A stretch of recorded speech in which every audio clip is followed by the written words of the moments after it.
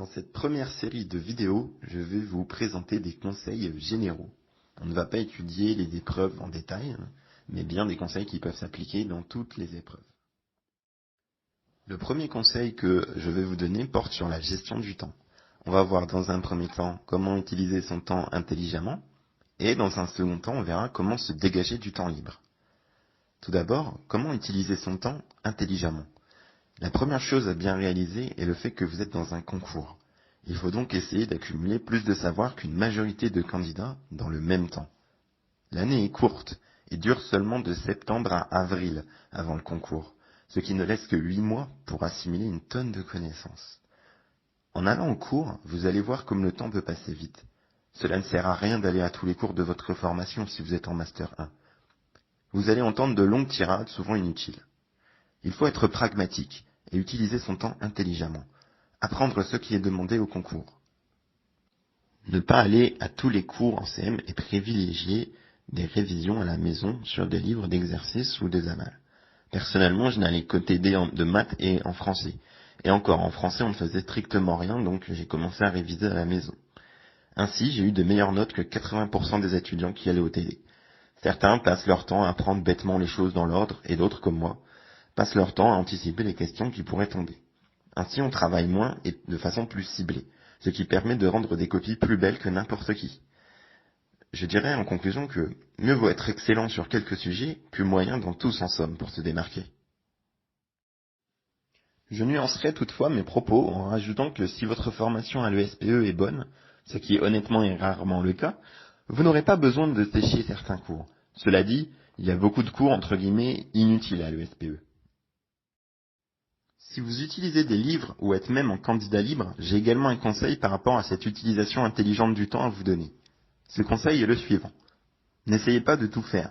Cela est impossible, notamment les livres Hatier que je mettrai à l'écran. Ils sont interminables. Il y a des tas d'exercices similaires. En réalité, il suffit d'en faire un ou deux pour comprendre. J'ai fait une erreur les 2 premiers mois d'ailleurs en maths. On avait de super cours à l'ESPE et je faisais les mêmes chapitres avec le Hatier en parallèle. Mais au final, j'ai remarqué que cela ne m'apportait pas plus et que parfois c'était compliqué et c'était expliqué d'une autre façon, ce qui pouvait m'embrouiller au final. J'ai donc utilisé le Hatier uniquement pour le français. Maintenant, je vais vous expliquer comment se dégager du temps libre ou comment apprendre plus rapidement. Il faut utiliser la technique Pomodoro et l'apprentissage espacé. En effet, nous sommes les plus efficaces en travaillant par blocs ininterrompus de temps. Souvent, les petites intermittences viennent nous faire perdre plusieurs heures. Les séries, le téléphone, etc. La technique Pomodoro est simple. Prévoir une tâche avec un objectif précis et un chronomètre, environ 30 minutes, puis se prendre 2 minutes de pause pour aller par exemple aux toilettes ou boire un coup, et enchaîner une deuxième tâche de 30 minutes, puis prendre ensuite 5 minutes de pause, puis encore 30 minutes pour faire une troisième tâche, ou pour continuer la deuxième, et prendre ensuite 5 minutes de pause, etc. Jusqu'à la pause de manger pour midi ou 1 heure.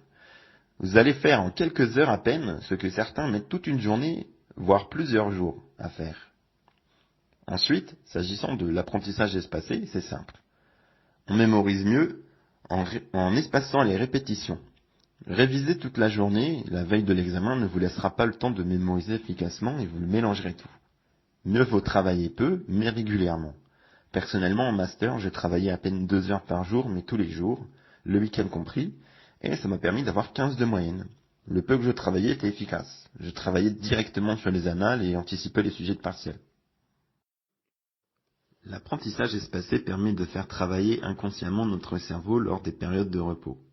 En effet, le cerveau travaille lorsqu'on ne fait rien, notamment lorsque l'on dort. Combien de fois avons-nous révisé quelque chose un soir en pensant ne rien avoir compris et mémorisé et, oh miracle, le lendemain matin nous avions compris ce qui nous avait échappé et nous nous souvenions de tout. Pour résumer, il faut travailler peu mais travailler bien. Établir sur une feuille une liste de tâches à effectuer dans la matinée en 25 à 30 minutes et ou l'après-midi. Ainsi, vous aurez terminé tout ce que vous aviez prévu avant 18 heures, ce qui vous laissera toute votre soirée pour vous détendre. Pas besoin de travailler jusque minuit tous les jours comme certains le clament haut et fort. Aussi, Évitez d'apprendre les choses au dernier moment, mais un petit peu chaque jour.